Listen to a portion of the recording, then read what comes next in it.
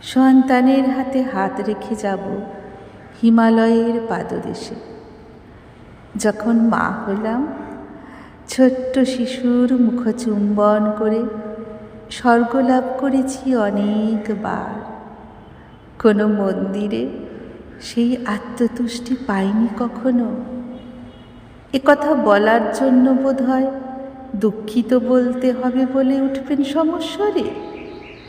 চৈতন্যরূপিণী চেতনা দাও মা, যে নারী বয়ে গেছে নদীর জোয়ারের জলে, আমার হাত যেন শক্ত হয়ে বয়ে যায় তাদের দিকে।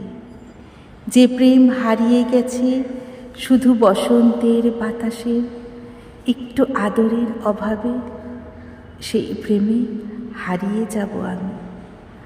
মরুভূমিতে গোলাপ বাগানের চারা ফোটাবো বলে।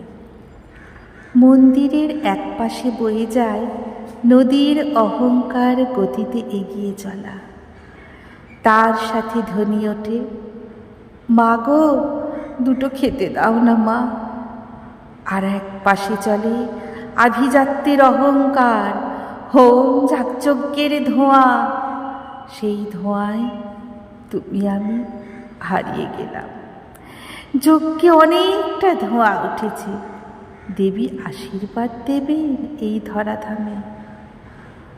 মা আমার কত না সাজে সজ্জিত, সোনার মুকুট থেকে কানের রকমারি, বাহারি গয়না, শাড়ি, মায়ের দুধে আলতা পায়ে নূপুর শোভা পাচ্ছে।